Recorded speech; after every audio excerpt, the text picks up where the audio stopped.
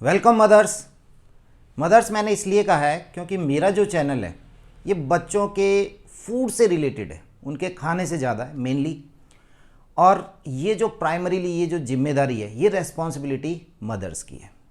और आपसे मेरा एक सजेशन है, मेरी एक रिक्वेस्ट है कि प्लीज़ जब भी आप बच्चे को खाना खिला रहे हैं तो उस समय ये ज़रूर ध्यान रखें कि उसके खाने में प्रोटीन्स जा रहे हैं कि नहीं जा रहे, विटामिन्स जा रहे हैं कि नहीं जा रहे हैं, मिनरल्स जा रहे हैं कि नहीं जा रहे हैं। एक बैलेंस्ड डाइट जो है वो उसके खाने में है या नहीं है। केवल जीभ के स्वाद के आधार पे बच्चे को खाना नहीं खिलाना है। आपसे मैं बहुत से सवाल पूछता रहता हूँ, कम्युनिटी पे पोस्ट करता रहता हूँ, आपके कमेंट्स पढ़ता हूँ। तो जो मैंने आपसे सवाल पूछे हैं कम्युनिटी में, आज उनसे रिलेटेड बात करते हैं। और आपने जो मैसेजेज, उनका जो रिप्लाई करा है, वो जो अच्छे मैसेजेज हैं, जो कुछ सेलेक्ट किए हैं, उनको मैं आपके सामने पढ़ के बता रहा हूँ। एंड प्लीज़ मेरे वीडियोस पे कमेंट्स करते रहिए। हो सकता है नेक्स्ट टाइम में आपका मैसेज जो है वो बहुत अच्छा लगे, मैं किसी वीडियो में उसको पढ़ूंगा। तो आज जो मेरे पास कमेंट्स जो आ रखे हैं, जो मैंने आपको कम्युनिटी में पोस्ट किया था, वो एक ये था कि best source of proteins in your child diet. आपके बच्चे की डाइट के अंदर प्रोटीन का सबसे बढ़िया सोर्स क्या है। प्रोटीन्स बहुत ज़रूरी होते हैं, आप प्लीज़ इनकी इंपॉर्टेंस को समझिए। मैंने इसको पर्सनली महसूस किया है कि हम लोग प्रोटीन्स के बारे में बहुत कम जानते हैं। हमारे खाने में मेनली जो मुख्य है वो है कार्बोहाइड्रेट। तो प्लीज़ इसीलिए यही एक उद्देश्य था मेरे को ये कम्युनिटी पोस्ट करने का कि बेस्ट सोर्स क्या है आपके बच्चे प्रोटीन्स के, आपके बच्चे की डाइट में। तो इसके मैंने ऑप्शंस दिए थे: milk and milk products, eggs, non vegetarian diet, किनुआ and legumes. तो इसमें 62% जो मदर्स हैं उनका कहना है कि मिल्क एंड मिल्क प्रोडक्ट्स हैं, 26% एग्स पर गए हैं और 4% नॉन वेजिटेरियन डाइट पर हैं, 5% लेग्यूम्स पे हैं, 3% जो हैं वो किनुआ पर है। इसके ऊपर जो अच्छे मैसेज आए हुए हैं उनमें से कुछ मैं आपको बता दूं। ये हैं मिसेज शोभा जोशी हैं। इन्होंने लिखा है कि बेस्ट प्रोटीन एग्स में ही मिलता है, बट हम वेजिटेरियन हैं, हम एग यूज में नहीं लेते हैं, पल्सेज एंड मिल्क यूज में लेकर प्रोटीन की कमी को पूरा करते हैं। देखिए आपकी बात बिल्कुल सही है। एग वाइट जो रहती है उसे बेस्ट प्रोटीन माना गया है और उसका बहुत अच्छा एक प्रोटीन का ये सोर्स है। लेकिन यदि आप वेजिटेरियन हैं तो भी आप यकीन मानिए बहुत अच्छे अच्छे प्रोटीन के सोर्सेज हैं। आप एग नहीं भी लेते हैं तो मेरा सजेशन है कि आप किनुआ को अपनी डाइट में इंक्लूड करें। इसके अंदर सारे एसेंशियल अमीनो एसिड्स प्रेजेंट हैं जैसे कि एग के अंदर प्रेजेंट है। ये सिर्फ नॉलेज की बात है, यहाँ पर नॉन वेजिटेरियन या वेजिटेरियन वाली बात नहीं है। आपके पास में वेजिटेरियन डाइट को मैं हमेशा बेस्ट मानता हूँ, बट वैराइटीज होनी चाहिए। आपको पता होना चाहिए कि ये यहाँ से नहीं मिल रहा तो कहाँ से मिलेगा। तो किनुआ के अंदर ऐसे सारे एसेंशियल अमीनो एसिड है जो हमारी बॉडी नहीं बना पाती है। तो आप अपने बच्चे की डाइट में यदि एग्स को इंक्लूड नहीं कर सकते हैं, नॉन वेज को इंक्लूड नहीं कर सकते हैं, तो किनुआ को ज़रूर इंक्लूड कीजिए। तो इसलिए मैंने ये पोस्ट करी थी। इसके अलावा जो मैसेज आए हैं, रजनी जोशी जी ने पल्सेज के लिए कहा है, रक्षी कलीम जी ने भी कहा है कि एग एंड चिकन है, the fashion house by SK peanut butter soya milk.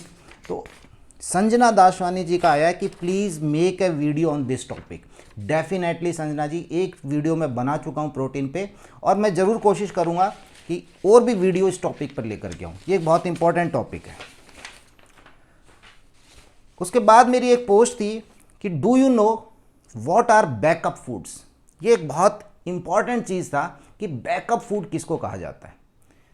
ये एक मज़ेदार सवाल है और इसके ऊपर पूनम जी हैं, पूनम पिंक, इन्होंने कहा है कि ये इन्फॉर्मेशन भी आपके वीडियोस देखकर ही पता चला, उससे पहले नहीं पता था, थैंक यू।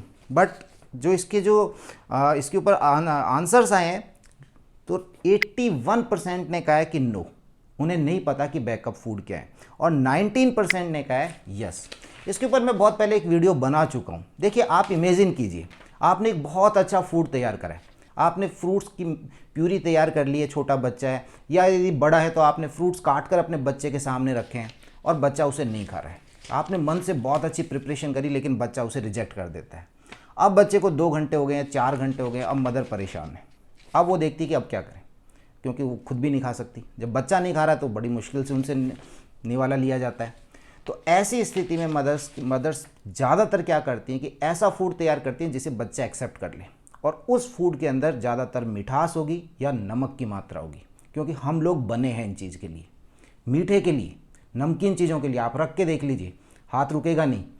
और बच्चे को आपने जैसे ही वो खिलाया उसके बाद बच्चा उसे एक्सेप्ट कर लेता है। अब बच्चे के पास मैसेज क्या गया है बच्चे के पास मैसेज ये गया कि ठीक है, तुम खाना मत खाओ। यदि खाना नहीं खाओगे, 1 घंटे 2 घंटे रोओगे, तो उसके बाद मम्मी जो है वो क्या करेगी कि वो वाला खाना लेकर के आएगी जो तुम्हारे को जीभ को अच्छा लग रहा है, तुम्हें स्वाद लग रहा है। ये ऐसे फूड, इनको कहा जाता है बैकअप फूड, और ये अच्छे नहीं होते। आपने इनमें शुगर डाली हुई होती है, नमक डाला हुआ होता है। यहाँ पर पेरेंट्स की क्या जिम्मेदारी है कि मेरा बच्चा क्या खाएगा, वो पेरेंट्स डिसाइड करेंगे। वो हेल्दी होना चाहिए, बच्चे को इसका ज्ञान नहीं है, वो हेल्दी फूड होना चाहिए, और बच्चा ये डिसाइड करेगा कि मैं खाऊंगा या नहीं खाऊंगा या कितना खाऊंगा। ठीक है, नहीं खाना मत खाओ, बाद में फिर ऑफ़र कर देंगे, लेकिन जब भी ऑफ़र करेंगे वो अच्छा ऑफ़र करेंगे। तो प्लीज़ बैकअप फूड से बचिए, बच्चे को मत खिलाइए, हेल्दी फूड ही दीजिए। धीरे धीरे वो एक्सेप्ट कर लेगा, और शुरू के जो 1000 डेज हैं, शुरू के जो 2 साल हैं, उसमें इस चीज़ का विशेष ध्यान रखें। यहाँ पर आपके टेस्ट बड्स बन रहे हैं बच्चे के। मेरी एक पोस्ट थी, varieties of fruits do you give to your kid. आप कितनी तरह के फल प्रतिदिन अपने बच्चे को खिलाते हैं? If possible then please mention the fruits in comments with age of your kid. तो यहाँ पर बहुत अच्छी जो पॉलिंग हुई है इसके ऊपर, उसमें 46% ने कहा है कि वो 2 तरह के फल देते हैं प्रतिदिन, 43% ने कहा है एक ही है, 8% है उन्होंने कहा है कि 3 तरह के हैं, और 4 तरह के फल 1% हैं, 2% ने कहा है 5 तरह के। देखिए, फ्रूट्स का तो कोई मुकाबला ही नहीं है। वैसे जहाँ मैंने बहुत अच्छी साइट्स पे पढ़ा है तो उन्होंने कहा है कि 5 टाइप्स, 5 तरह के फल अपने बच्चे को आप खिलाइए। लेकिन अगर 5 भी नहीं तो मेरा ये कहना है कि आप 3 तरह के फल तो ज़रूर दीजिए, और उन 3 तरह के फल में एक फल सिट्रस फ्रूट होना चाहिए, खट्टे वाला। आप उसमें ऑरेंज ले सकते हैं, आप उसमें कीवी फल ले सकते हैं, मौसमी ले सकते हैं, तो एक फल तो ज़रूर उसको इस तरह का होना चाहिए। बहुत मैसेजेज आए हैं, आकृति सिन्हा जी का आया है, क्रिस्टी पांडे जी का आया है, ईशा जैन जी ने एक बहुत अच्छा मैसेज पोस्ट करा है। इन्होंने लिखा है कि my baby is 19 months old and I give him 3 fruits daily. 3 तरह के फल खिलाती हैं, एक banana, apple and 1 seasonal. It may be orange, watermelon, musk melon, mango, chikoo, plum, whatever is available. बहुत अच्छा मैसेज है। और मैंने बहुत बार देखा है कि बनाना को डेली दिया जाता है। केला, नो डाउट केला एक अच्छा फल है, इसमें कोई शक नहीं है, लेकिन अगर आप किसी भी चीज़ को डेली दे रहे हैं, उसमें वैराइटीज़ नहीं लेकर के आ रहे अपने खाने में, अपने बच्चे के खाने में, तो फिर उसमें मज़ा नहीं आएगा। केले में मिठास होती है, बच्चा एक्सेप्ट कर लेता है, इसलिए आप शायद उसे डेली देते हैं। इसी के ऊपर और मैसेजेज आए हैं। सपना बिस्ट इन्होंने बहुत अच्छा मैसेज भेजा है। रानी श्रीवास्तव जी हैं, इनका अच्छा मैसेज आया हुआ है। मीनाक्षी जी का आया है कि I give apple, banana and pear to my 3.5 3.5 साल की बेटी है, उसे देते हैं। एंड मम्मा का वंश, वाह बहुत अच्छा नाम है, मम्मा का वंश। सर मेरे बेबी को जब भी फ्रूट्स देती हूँ उसे कफ हो जाता है, मैं बहुत वरीड हूँ इस बात को लेकर के। आपकी बात बिल्कुल सही है। देखिए, ये फूड एलर्जीज फ्रूट्स में भी अवेलेबल है, और स्पेशली मैंने देखा है कि जब बच्चे को खांसी जुकाम होता है तो आप बनाना बंद कर देते हैं, लगता है कि केले से उसे खांसी हो जाएगी। ऐसा नहीं है, मैंने बहुत से बच्चों को देखा है कि जब उन्हें सेब भी दिया जाता है तो वो उससे भी खांसी उनकी बढ़ जाती है। ये आप खुद डिसाइड करके देखें कि जब आपने कोई पर्टिकुलर फूड दिया है बच्चे को और उसके बाद उसे कफ हो गया है, जुकाम हो गया है, सडनली कोई रैशेज आ गए हैं, तो उसे आप थोड़ी देर के लिए रोक लीजिए। तो ये फ्रूट से रिलेटेड मेरी पोस्ट थी। इसके बाद में एक मैंने फूड से अलग एक पोस्ट पूछी थी आपसे, क्योंकि ये मैं कुछ दिनों से देख रहा था कि your opinion about tuitions for your child after school. School के बाद में ट्यूशन का चलन है, आप बच्चे को स्कूल के बाद में ट्यूशन भेजते हैं। तो यहाँ पर 77% जो पॉलिंग हुई उन्होंने कहा है कि no, not enough time for physical activity, जबकि 23% ने कहा yes it is good for my child. मैं मेरी पर्सनल ओपिनियन बता देता हूँ, मुझे पर्टिकुलरली पसंद नहीं है, क्योंकि बच्चे स्कूल के अंदर पढ़ते हैं और यदि उसके बाद उनको ट्यूशन जाना है तो स्कूल में शायद उनकी मेंटलिटी ये रहती है कि ठीक है ये पढ़ाई तो हम ट्यूशन में कर लेंगे, तो शायद वो अपना पूरा कॉन्सेंट्रेशन वहाँ नहीं दे पाते हैं। और दूसरा जो इसका कारण है कि वो फिजिकली उनको टाइम ही नहीं मिल पाता है। पहले स्कूल का, घर पे आया ज़रा सा लंच लिया, लंच लेते फिर ट्यूशन के लिए चले जाते हैं।